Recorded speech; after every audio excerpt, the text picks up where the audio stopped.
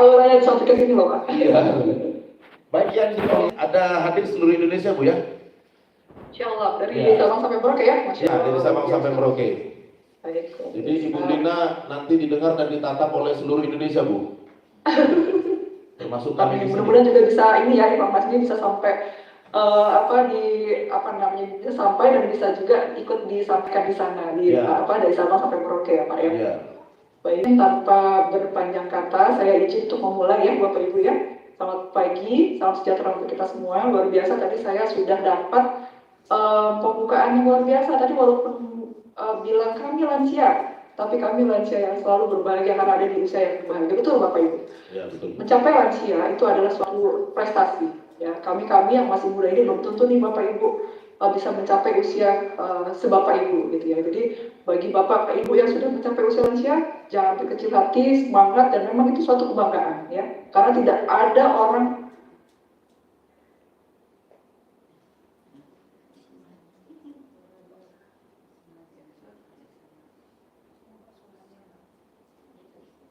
di ruang offline di Bogor ya.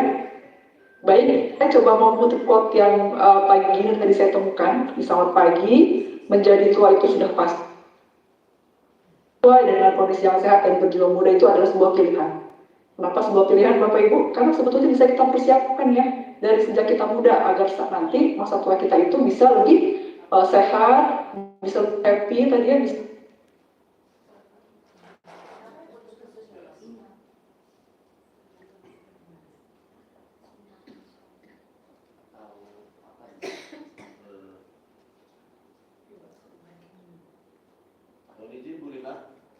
ada program pemerintah yang menekan angka lansia Bapak Ibu.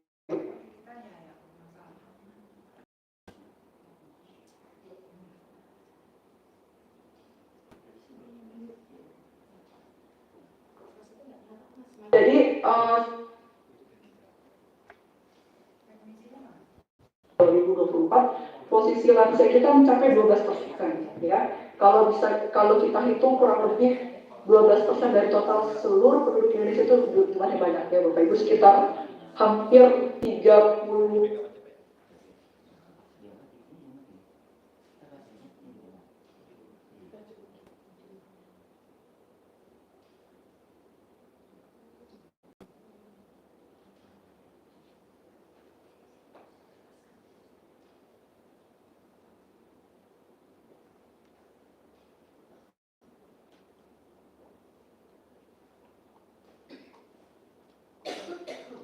Lansia pada sakit. Misalnya kebayang ya bagaimana beban negara ya. Oleh karena itu saat ini nih 2025 ya, jadi ada waktu sekitar 20 tahun lagi kita mempersiapkan bagaimana lansia-lansia nanti di 2045 itu bisa menjadi lansia yang sehat ya. Ini adalah sebaran penduduk yang mana penduduknya itu sudah di atas 10%. Kalau menurut WHO itu adalah penduduk tua atau aging population ya. Ini provinsi-provinsinya, barangkali di salah satu provinsinya ada provinsi Bapak Ibu, tempat Bapak Ibu tinggal ya. Kalau kita lihat Jawa Barat termasuk juga Kabupaten Bogor yang saat ini Bapak Ibu ada ya, itu juga termasuk yang sangat besar, ada 11,21% ya untuk lansianya. Kemudian yang berikutnya Bapak Ibu, ini sudah kita ketahui bersama ya bahwa semakin tua, semakin bertambah usia, maka proses dalam tubuh kita juga akan mengalami penyesuaian. Dari proses metabolismenya, dari proses mungkin kognitifnya, mobilitasnya, itu semua akan mengalami penyesuaian. Saya akan bilang sebetulnya tidak setuju dengan penurunan ya, tapi penyesuaian. Karena mungkin dari masa muda, dari sejak anak-anak, remaja, dewasa itu kita kan sudah mengalami berbagai proses ya, dan pada saat lansia itu kita mengalami penyesuaian sesuai dengan kondisi fisik tua kita gitu ya. Nah, di mana hal tersebut itu menyebabkan berbagai macam risiko, termasuk juga risiko kesehatan ya Bapak Ibu. Dari berbagai data ya, mungkin kita ketahui bersama, untuk data kesehatan kita, rata-rata lansia kita itu mengalami satu atau lebih masalah kesehatan saat ini. Yang utamanya adalah penyakit degeneratif, mulai dari hipertensi, jantung, stroke, ispa, diare, pneumonia, obesitas, sampai aktivitas fisik tadi ya. Kemudian selain itu juga tadi karena ada penyesuaian terkait dengan fungsi metabolisme dan fisiknya, tentu akan terganggu terkait dengan mobilitasnya penglihatan semakin berkurang, pendengaran juga, ingatan juga mungkin sedikit-sedikit berkurang gitu ya, imunitas, cuaca sedikit berubah, kena flu gitu ya, mungkin berkurang juga, kemudian juga respon terhadap pengobatan berkurang, kadang sudah bolak-balik berobat kok nggak sembuh-sembuh gitu ya kadang Ibu ya, kemudian juga peningkatan risiko terhadap penyakit gitu ya. Selain itu juga ada beberapa kondisi di mana lansia, biasanya sih ini lansia yang memang mengalami sakit ya, mengalami sakit berkepanjangan atau mengalami permasalahan psikososial, itu kita sebut dengan gangguan kognitif yang memang umumnya kalau pada lansia itu ada gangguan demensia. Itu juga sekarang sudah hampir di data 2015 ya 1,2 juta. Bisa kebayangnya Bapak Ibu sekarang sudah 10 tahun ke depan ini angkanya sudah naik ya. Dan nanti di 2050 diprediksi akan mencapai sekitar 4 juta untuk angka demensia lansia. Oleh karena itu Bapak Ibu penting sekali ya untuk kita sama-sama mempersiapkan, kalau kami dari Kementerian Kesehatan mempersiapkan layanan kesehatan yang paripurna. Harapannya bagi Bapak Ibu dari lintas sektor, Bapak Ibu penggerak, Bapak Ibu pemberdaya lansia-lansia Subang ini ya, ini bisa menjadi perpanjangan tangan kami untuk sama-sama mengedukasi masyarakat, kemudian menjadi penggerak masyarakat ya, agar mereka bisa hidup lebih sehat ya. Tujuannya apa? Yang pertama untuk tadi pengobatan lansia itu semakin berkurang, jadi harapannya tidak semakin tidak banyak lansia yang sakit, kemudian perawatan jangka panjang juga semakin berkurang, kemudian semakin banyak lansia yang mandiri, semakin banyak lansia yang berdaya, dan ujung-ujungnya Bapak Ibu pembiayaan kesehatan kita akan tertekan ya, karena saat ini data JKN kita ternyata 24% dari total pengeluaran JKN kita adalah pasiennya lansia Bapak Ibu ya. Jadi 24% total pembiayaan JKN kita dimanfaatkan oleh lansia. Artinya apa? Lansia kita tuh banyak yang sakit ya Bapak Ibu ya. Gitu. Kemudian ini salah satu yang ingin saya garis bawahi Bapak Ibu, apa sih ciri-ciri lansia yang smart? Smart di sini kami biasa memperpanjangnya menjadi sehat, mandiri, aktif, dan produktif. Itu smart ya Bapak Ibu yang memang biasa kita pakai istilah dalam mengedukasi lansia. Ciri-cirinya apa? Lansia berkualitas yang smart itu. Yang pertama adalah sedikit mempunyai risiko terhadap gangguan kesehatan dan kecacatan. Ya, jadi mereka masih produktif, mereka masih aktif, mereka masih bisa beraktivitas dan lain-lain. Kemudian yang berikutnya adalah fungsi fisik dan kemampuan berpikir itu dapat dipertahankan. Jadi masih senang baca koran, masih bisa berdiskusi, masih bisa main catur, masih bisa ngisi TTS ya, kemudian masih bisa masih mengupdate informasi-informasi di televisinya, berita televisi, kemudian masih bisa ngomong cucu, bermain bersama cucu gitu ya, dan hal-hal lainnya yang memang mungkin melibatkan fisik dan cara berpikir lansia. Kemudian yang berikutnya adalah tetap aktif dalam kehidupan sosial ya. Lansia yang sehat adalah lansia yang punya banyak aktivitas, yang punya banyak teman, yang punya banyak komunitas di luar keluarganya, gitu ya Bapak Ibu ya. Kemudian ini adalah beberapa program kesehatan yang tadi sudah kami sebutkan, bahwa untuk dalam rangka mewujudkan lansia yang mandiri, kami ada beberapa program. Yang pertama terkait promotif dan preventif, itu kita mulai dengan screening atau deteksi dini pada lansia. Kemudian ada program pemberdayaan yang memang kita manfaatkan melalui media posyandu dan kelompok-kelompok lansia, juga kelompok-kelompok keagamaan. Kemudian yang berikutnya adalah promotif, preventif, kuratif, dan rehabilitatif. Itu saja yang kita lakukan di pelayanan kesehatan kita, baik itu di FKTP melalui puskesmas Santo Lansia, maupun di rumah sakit dengan pelayanan geriatri terpadu, dan termasuk rujukan-rujukannya ya Bapak Ibu ya. Kemudian juga terkait dengan perawatan jangka panjang lansia atau long term care. Ini biasanya untuk lansia-lansia yang memang memerlukan perawatan jangka panjang bagi lansia yang memang punya sakit yang contohnya kayak stroke ya, kemudian juga sakit-sakit yang memang membutuhkan perawatan yang tidak sebentar gitu ya. Kemudian ada satu lagi terkait pelayanan kesehatan lansia pada situasi bencana. Ini biasanya pada kondisi krisis kesehatan, di mana biasa kalau di pengungsian itu ya Bapak Ibu kan tidak hanya kelompok bayi, balita, anak, ibu hamil, tapi juga ada lansia. Ini kami juga menyasar ke sana. Jadi kami ada program untuk mereka-mereka yang para lansia yang memang ada di wilayah bencana. Untuk meningkatkan kualitas hidup lansia agar mereka bisa hidup sehat, mandiri, aktif, produktif, serta berdaya guna bagi keluarganya, bagi masyarakat, dan juga bagi bangsa dan negara. Dan tentu saja ini melalui pendekatan siklus hidup ya Bapak Ibu. Dan ini adalah salah satu program yang memang kita kedepankan. Tadi ada salah satunya ada deteksi dini yang memang terintegrasi dalam integrasi pelayanan primer. Jadi sekarang kita sudah tidak ada lagi istilah posyandu A, B, C, D. Yang sekarang kita ada adalah posyandu ILP atau posyandu integrasi pelayanan primer, di mana dalam satu posyandu itu melayani seluruh siklus hidup termasuk di dalamnya adalah lansia. Nah, untuk lansia yang kita kedepankan adalah deteksi dini atau screening geriatri ya Bapak Ibu.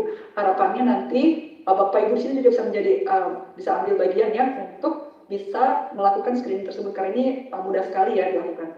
Nah, sasaran kita menurut SPM atau standar pelayanan kesehatan itu minimal untuk lanjut usia 60 tahun ke atas itu minimal 1 kali saja dalam setahun mereka mendapatkan screening. Ya, kemudian itu bisa dilakukan dimanapun, termasuk di posyandu, pustu atau pusat-pusat kelompok-kelompok masyarakat ya, kemudian bisa juga dilakukan di masyarakat di puskesmas. Kemudian tenaga pelaksananya adalah bisa tenaga kesehatan, bisa kader, bisa relawan, bahkan bisa keluarga ya untuk melakukan screening ini di rumah. Ada sebuah instrumen yang kita pakai untuk dilakukan screening. Yang pertama adalah instrumen sekilas dan instrumen ADL ini untuk menilai apakah mereka lansia yang masih mandiri atau tidak, kemudian apakah mereka memiliki keterbatasan untuk kapasitas intrinsik ya Bapak Ibu. Nah, kemudian Bapak Ibu, ini adalah kalau misalkan nanti seandainya ya di tempat Bapak Ibu, kalau saya dengar ini Bapak Ibu dari pembina gereja ya, barangkali dengan bekerjasama dengan teman-teman puskesmas, nanti Bapak Ibu bisa melakukan screening ya bagi para jemaat gerejanya yang lansia gitu ya. Nanti bisa Bapak Ibu lakukan screening dengan bekerjasama dengan teman-teman puskesmas. Itu nanti ada alur seperti ini Bapak Ibu, ketika nanti sudah dilakukan screening, ada kan hasilnya nanti ya, apakah hasilnya stabil, apakah memang ternyata ditemukan masalah kesehatan. Apabila memang ditemukan masalah kesehatan, maka bisa langsung dirujuk ke puskesmas atau rumah sakit ya. Nanti setelah itu akan ada lagi mekanismenya, dan mekanisme itu nanti ranahnya petugas kesehatan. Nanti peran Bapak Ibu mungkin hanya sampai di sini ya, terkait dengan pelaksanaan screening. Bagaimana screening itu bisa terlaksana, dan mungkin nanti Bapak Ibu bisa melakukan edukasi di sana, bisa membantu tenaga kesehatan untuk memberikan pelayanan yang sederhana kepada lansia-lansia di gereja atau jemaat gereja gitu ya. Kemudian ini adalah tadi yang Bapak Ibu ya saya sebutkan, ini adalah instrumen yang tadi saya sebutkan untuk screening geriatri. Sangat mudah ya, hanya terdiri dari 6 pertanyaan. Nanti kalau seandainya Bapak Ibu berminat ya untuk bisa mengadakan di kelompok-kelompok gerejanya, nanti bisa berkoordinasi Bapak Ibu dengan teman-teman puskesmas setempat terdekat ya, untuk bisa minta dilatih bagaimana cara menyampaikan screening ini. Jadi ini hanya ada 6 pertanyaan ya Bapak Ibu, untuk menilai penurunan kognitif, keterbatasan mobilisasi, malnutrisi, gangguan penglihatan, pendengaran, dan gejala depresi. Ini untuk screening lansia sederhana. Kemudian yang berikutnya adalah pakai instrumen ADL untuk melihat apakah lansia kita itu masih mandiri, masih bisa beraktivitas sendiri, atau memang sudah harus membutuhkan asistensi dari pendamping seperti itu ya. Ini juga terdiri dari 10 pertanyaan, sangat mudah, dan ini bisa dilakukan oleh kader ya, atau oleh relawan lansia gitu ya. Nah, Bapak Ibu, apa sih peran kader atau pendamping lansia? Yang pertama adalah penyuluhan. Tadi ya, tentu kita sangat mengharapkan, tenaga kesehatan itu sangat mengharapkan peran dari teman-teman kader pendamping lansia untuk bisa melakukan penyuluhan, penggerakan masyarakat, kemudian membantu dalam pelayanan dan juga pendampingan terhadap keluarga lansia. Tadi kan barangkali dari antara Bapak Ibu sudah ada nih mungkin yang dilatih ya oleh tenaga kesehatan atau tenaga puskesmas terkait perawatan jangka panjang, dan kebetulan ketemu nih dengan jemaat gereja mungkin yang memang lansianya membutuhkan perawatan jangka panjang ya. Bapak Ibu bisa memberikan edukasi kepada keluarganya ya. Memang kami sangat mengharapkan semakin banyak relawan, semakin banyak kader-kader yang dilatih, itu akan semakin banyak keluarga-keluarga yang akan terbantu mendapatkan informasi yang baik ya terkait lansia untuk jangka panjang ya. Itu. Nah, kemudian Bapak Ibu, bagaimana sih kita bisa mewujudkan lansia yang smart sejak dini ya? Tentu saja ada beberapa hal yang perlu kita lakukan. Ini mungkin poin-poin yang nanti Bapak Ibu bisa lakukan ketika Bapak Ibu melakukan edukasi pada masyarakat lansia ya. Tadi saya sudah sangat senang sekali karena ternyata di awal saat kita memulai kegiatan ya, sudah diawali dengan berdoa ya, terutama untuk kita mendekatkan diri kepada Tuhan. Itu ternyata menjadi salah satu kunci Bapak Ibu bagaimana kita bisa mempersiapkan lansia yang smart. dengan mempersiapkan orang yang dekat dengan Tuhan. Artinya dia sudah bisa lebih banyak bersyukur, bisa lebih banyak lagi menerima kondisi tuanya itu sebagai salah satu tadi anugerah ya, sebagai salah satu berkah ya dari Tuhan. Dia sudah mencapai usia saat ini, bukan untuk diratapi, bukan untuk disesali, tetapi untuk dibanggakan gitu ya Bapak Ibu ya. Kemudian yang berikutnya adalah terkait pengaturan diet atau gizi seimbang. Ini tentu saja sangat penting karena dengan lansia perubahan tadi lansia di mana kulit akan menjadi mudah kering, kemudian tidak lagi kebersihan tubuh akan menjadi sangat penting agar terhindar dari berbagai penyakit kulit ya. Kemudian yang berikutnya adalah melakukan aktivitas fisik ya. Ini jangan mager tadi ya, saya dengar kalau kita di rumah itu akan mager, tapi kalau kita keluar rumah bertemu dengan komunitas, bertemu dengan masyarakat, kita akan termotivasi untuk beraktivitas ya Bapak Ibu, luar biasa. Jadi jangan bosan-bosan, kita melakukan aktivitas fisik apapun kondisinya ya.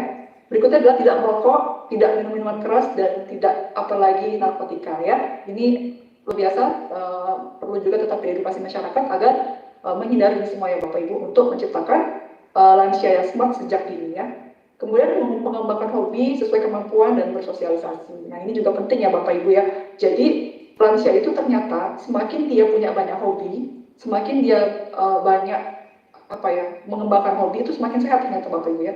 Jadi kami berharap ya di dalam kelompok-kelompok lansia itu ada kalau kami menyebutnya peer group ya, peer group lansia itu dibentuk aktivitas-aktivitas yang bermanfaat, yang memang menyalurkan hobi. Misalkan kalau di wilayah Bapak Ibu mungkin ada yang punya hobi bersepeda kuno misalkan kan gitu ya. Jadi mungkin bisa dibentuk tuh komunitas lansia dengan sepeda kuno, atau misalkan ada yang hobi main itu kalau alat musik tradisional gitu ya. Nah, bisa tuh Bapak Ibu dibentuk komunitas-komunitas yang memang terdiri dari lansia dengan hobi tadi main alat musik tradisional. Atau misalkan di daerah Jawa Tengah, Jawa Timur yang mungkin ada yang senang membatik ya, bisa dibentuk komunitas lansia dengan komunitas membatik seperti itu ya Bapak Ibu ya. Kemudian yang berikut adalah istirahat cukup. Ini menjadi kunci kita bersama, tidak hanya untuk para lansia, juga para kita yang masih muda ya. Istirahat cukup itu kunci kita bisa beraktivitas dengan lebih bugar di pagi harinya ya Bapak Ibu. Kemudian yang berikut adalah melakukan kegiatan yang mengasah otak. Nah ini tadi ya, mengasah otak untuk menjaga fungsi kognitif kita ini tetap berfungsi dengan baik ya, dengan kita sering mungkin baca koran kalau yang mungkin penglihatannya masih bagus ya, dengan kita sering mendengarkan berita, dengan kita sering mungkin main catur bagi yang masih bisa main catur ya, kemudian mengisi TTS bagi yang masih bisa mengisi TTS. Intinya bagaimana kita membuat otak kita tetap berpikir agar tidak semakin menurun ya fungsinya. Minimal kita tidak membuat semakin menurun, tapi tetap pada kondisi di mana kondisi maksimal lansia tersebut ya untuk kognitifnya. Kemudian sebentar Pak. Nah Bapak Ibu, ini yang tadi saya ceritakan bahwa salah satu hal poin penting yang memang perlu kita lakukan adalah cek kesehatan gratis ya. Cek kesehatan secara rutin. Nah, ini adalah program pemerintah Bapak Ibu, program terbaru dari Kementerian Kesehatan, memang himbauan dari Bapak Presiden kita ya, bahwa pelayanan kesehatan harus menjangkau seluruh sasaran masyarakat, termasuk di dalamnya juga lansia. Nah, ini baru-baru ini kami meluncurkan Bapak Ibu pemeriksaan kesehatan gratis di hari ulang tahun. Nanti mohon Bapak Ibu bisa ya menyampaikan informasi ini kepada masyarakat di sekitar Bapak Ibu, kepada para gerejanya, kemudian pada mungkin kolega kanan kiri Bapak Ibu di kantor ya, silakan disampaikan bahwa kita ada pemeriksaan kesehatan gratis di hari ulang tahun. Jadi nanti notifikasinya akan hadir ke handphone Bapak Ibu di hari ulang tahun, tapi harus ada catatannya ya Bapak Ibu ya. Notifikasi akan muncul kalau kita sudah mendaftar ya. Bagaimana cara mendaftarnya nanti akan saya sebutkan di beberapa slide berikutnya ya Bapak Ibu ya. Jadi untuk pemeriksaan kesehatan gratis ini ada sampai anak usia prasekolah, anak 18 tahun ke atas, usia itu untuk anak sekolah usia 7 tahun sampai dengan 17 tahun ya. Ini juga ada yang memang memanfaatkan momen-momen tahun ajaran baru ya. Kemudian kita ada PKG layanan khusus, nah ini untuk KIA ya, untuk kesehatan ibu dan anak. Nah, Kemudian untuk tujuan dan sasaran PKG ini, Bapak Ibu, yang pertama adalah mengidentifikasi faktor risiko sedini mungkin agar permasalahan kesehatan yang dialami oleh masyarakat itu bisa kita cegah ya Bapak Ibu. Kemudian mendeteksi kondisi pra-penyakit agar tidak berkembang menjadi penyakit. Kan beberapa nih yang berkembang ya Bapak Ibu di masyarakat kita. Aku nggak mau cek kesehatan, aku takut nanti malah menjadi tahu sakit aku apa. Itu sebetulnya prinsip yang salah ya Bapak Ibu. Jadi mohon nanti dibantu dan edukasi bahwa sedini mungkin kita tahu masalah kesehatan kita apa, itu sebetulnya akan memudahkan tenaga kesehatan untuk melakukan intervensi sedini mungkin agar tidak terlambat gitu ya diketahui masalah kesehatannya ya. Kemudian yang berikutnya adalah mengidentifikasi penyakit lebih awal agar dapat dilakukan penanganan yang lebih tepat ya. Sasaran tadi sudah saya sebutkan mulai dari bayi baru lahir sampai dengan lanjut usia. Untuk waktu pelaksanaannya Bapak Ibu, bayi baru lahir itu dilaksanakan pada usia 2 hari pasca lahir ya, dan 24 jam setelah lahir itu diambil spesimen yang secara klinisnya. Kemudian bagi kelompok usia lainnya itu dilakukan pada saat momen hari ulang tahun. Tapi ini notifikasinya ya ulang tahun, tetapi kalau untuk pelayanannya itu bisa dilakukan sepanjang asalkan Bapak Ibu sudah mendaftar terlebih dahulu ya pendaftarannya. Kemudian tempat pelaksanaan itu bisa dilakukan di FKTP. FKTP itu fasilitas kesehatan tingkat primer di puskesmas, di klinik ya yang memang ditunjuk oleh pemerintah, maupun di FKTL, di pelayanan kesehatan tingkat lanjutannya seperti rumah sakit dan pelayanan rujukan lainnya. Kemudian bagi kelompok usia lainnya itu dilakukan di FKTP yang memang bekerjasama dengan BPJS. Nah, kalau yang di atas ini untuk bayi baru lahir ya Bapak Ibu, FKTP maupun FKTL. Kalau yang bagi usia lain itu pokoknya di semua puskesmas dan FKTP lain yang memang bekerjasama dengan BPJS dapat melibatkan pustu dan unit pelayanan kesehatan yang ada di desa atau kelurahan, juga fasilitas lainnya dapat berpartisipasi baik di pelaksanaan PKG maupun di bawah koordinasi oleh Dinas Kesehatan Kabupaten Kota di puskesmas setempat ya Bapak Ibu. Kemudian untuk pemeriksaan laboratorium, ini bagi bayi baru lahir itu dilaksanakan oleh jejaring yang memang sudah ditetapkan ya Bapak Ibu. Nah bagi kelompok usia lainnya, tentu saja ini bisa diakomodir dari Labkesmas, Laboratorium Kesehatan Masyarakat, yang memang menjadi rujukan spesimen bagi puskesmas ya. Pada saat sebelum ada program ini juga puskesmas sudah melakukan ini ya, sudah melakukan bekerjasama dengan Labkesmas gitu ya Bapak Ibu. Kemudian apa saja nih Bapak Ibu yang memang jenis pemeriksaan akan diperoleh pada saat kita melakukan pemeriksaan kesehatan gratis ya. Yang pertama untuk bayi baru lahir, mungkin saya langsung saja meng-highlight yang lansia yang lansia dan usia dewasa ya. Yang pertama adalah ini Bapak Ibu pencegahan merokok, atau untuk mereka-mereka yang mau atau berminat untuk berhenti dari merokok, ini ada layanannya. Kemudian tekanan darah, untuk screening tekanan darah, screening gula darah, TB atau tuberkulosis, risiko stroke atau risiko jantung untuk usia 40 tahun ke atas, fungsi ginjal 40 tahun ke atas, kanker payudara untuk 30 tahun ke atas, kemudian kanker leher rahim 30 tahun ke atas, kanker paru lebih dari 45 tahun, kanker usus besar lebih dari 50 tahun, dan PPOK ini penyakit paru ya, penyakit paru. Kemudian permasalahan telinga, mata, gigi, screening hati ya, hepatitis B, C, dan sirosis, juga untuk bagi calon pengantin ya, untuk screening HB, sifilis, HIV, masalah gizi, gangguan jiwa, juga tingkat aktivitas fisik, dan screening geriatri yang tadi sudah saya sebutkan ya, yang tadi bisa dilakukan juga oleh Bapak Ibu dan kader ya, ini untuk usia 60 tahun ke atas. Jadi cukup banyak Bapak Ibu yang akan kita terima dalam layanan kesehatan gratis ya. Jadi silakan jangan sia-siakan kesempatan ini, disampaikan seluas-luasnya kepada masyarakat, dan Bapak Ibu juga boleh memanfaatkan momen ini untuk Bapak Ibu juga ya. Kelewatan. Oke. Nah Bapak Ibu, ini tadi tahapan-tahapannya kan tadi berpikir banyak banget ya yang akan didapat ya, itu gimana cara ngeceknya gitu ya. Nah ini memang tidak dilakukan sekaligus Bapak Ibu, untuk beberapa lokasi yang memang secara SDM, secara fasilitas mungkin puskesmasnya cukup lengkap, itu bisa dilakukan dalam satu waktu. Tetapi untuk beberapa rata-rata ya dalam pelayanan ini dilakukan dalam beberapa tahap ya. Biasanya kita lakukan dalam 2 tahap ya Bapak Ibu. Ini yang pertama untuk ketika kita datang, ketika kita sudah mendaftar, kita akan ada kuesioner mandiri. Nah ini untuk mengukur screening merokok, kebugaran, TB, jiwa, dan masalah hati. Nah, selebihnya nanti akan dilakukan pada tahap berikutnya, yaitu tahap 1 dan tahap 2, seperti ini ya Bapak Ibu yang tadi sudah saya sebutkan ya. Kemudian yang berikutnya bagaimana caranya nih untuk masyarakat bisa mengakses pemeriksaan kesehatan gratis ini. Yang pertama adalah mengunduh aplikasinya Bapak Ibu. Kalau Bapak Ibu tidak mengunduh aplikasi, bagaimana kita bisa tahu ya Bapak Ibu sudah mendaftar ya.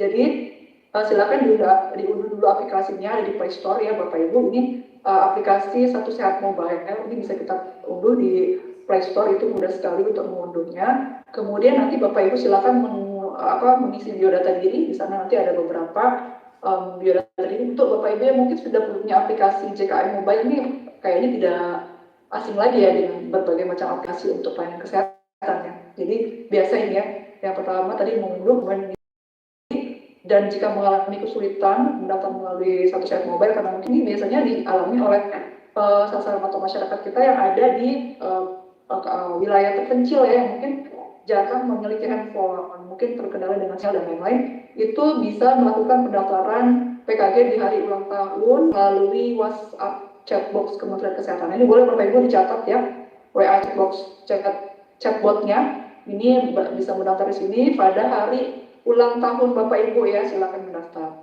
Kemudian memilih tanggal pemeriksaan melalui aplikasi Satu Sehat Mobile atau melalui WA.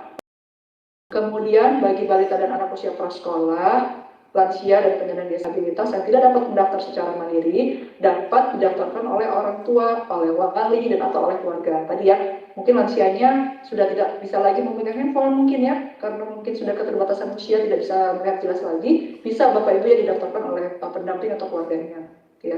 Kemudian untuk bayi baru lahir yang didaftarkan oleh petugas kesehatan melalui website ASIK ya, ini kita punya website ASIK untuk kementerian data ya Bapak Ibu ya. Kemudian berikutnya adalah mendaftarkan atau mengaktifkan kepesertaan. Ya, ini saya rasa untuk bagi peserta BPJS Kesehatan ini harusnya sudah punya semua ya Bapak Ibu ya, untuk JKN Mobile ya. Ini mengaktifkan ya Bapak Ibu kepesertaan di JKN untuk mengantisipasi masalah kesehatan yang memang ditemukan pada saat pemeriksaan kesehatan dan penanganannya di masyarakat. Jadi khawatirnya nanti ketika sudah dilakukan screening ternyata ditemukan permasalahan kesehatan yang memerlukan penanganan lebih lanjut, maka akan sangat memudahkan kalau Bapak Ibu sudah terdaftar kepesertaannya dalam JKN ya Bapak Ibu. Nah, berikutnya adalah persiapan. Tadi Bapak Ibu sudah mengunduh aplikasinya, sudah melakukan pendaftaran, sudah memastikan ada aktif di JKN-nya. Yang berikutnya adalah persiapan menuju ke lokasi screening ya, menuju ke lokasi pemeriksaan kesehatan, yaitu di FKTP. Yang pertama adalah mendaftar terlebih dahulu ya, kemudian melalui WA ya, biasanya pesan tersebut dikirimkan pada H-30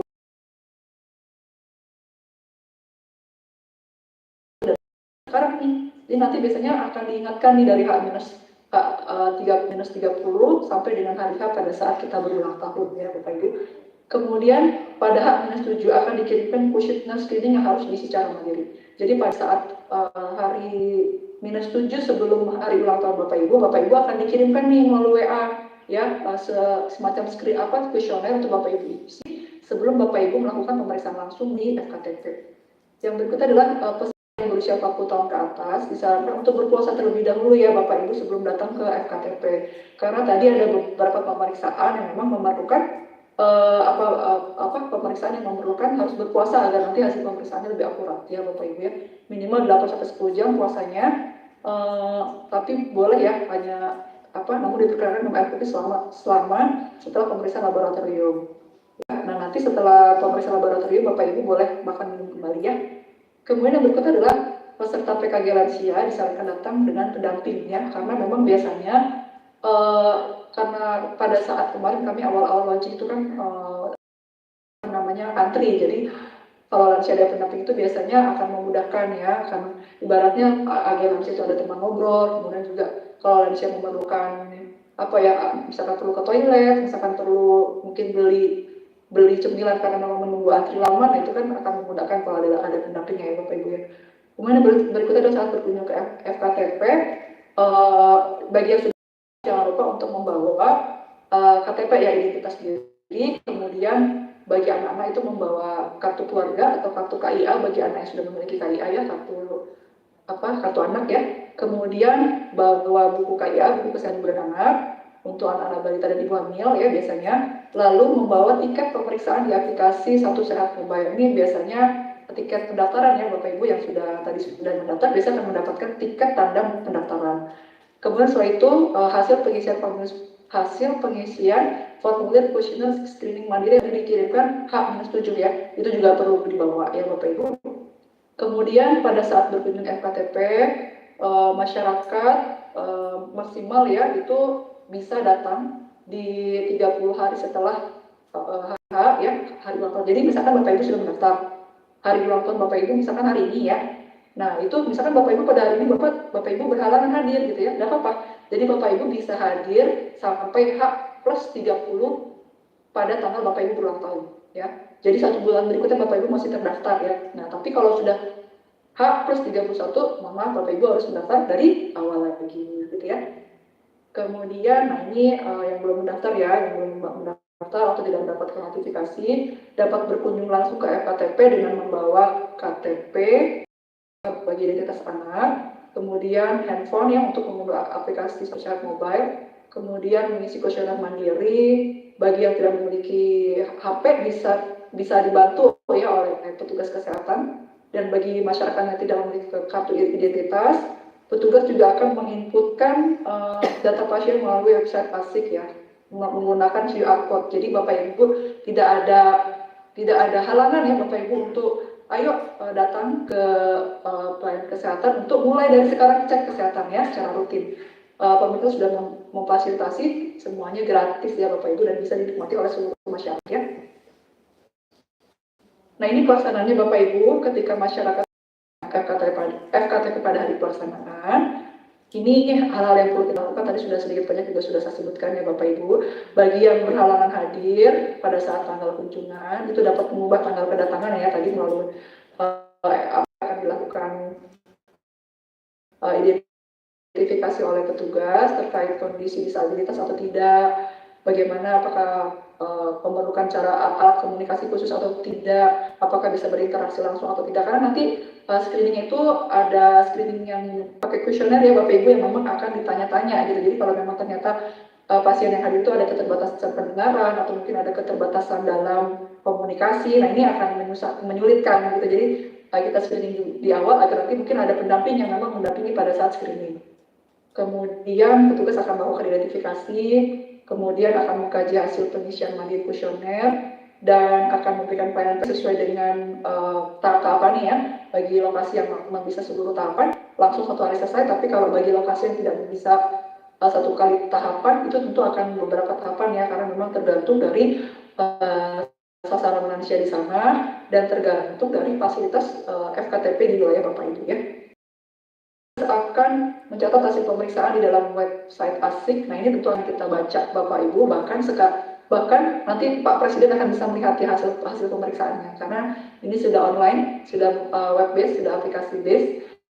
Jadi nanti bisa kita pantau dari Sabang sampai Merauke. Bapak Ibu yang memeriksakan diri di Papua, kita bisa lihat di Jakarta ya. Oke, jadi Bapak Ibu mohon nanti dibantu untuk mensosialisasikan kepada oleh pasien ya, kemudian hal-hal apa yang guna ya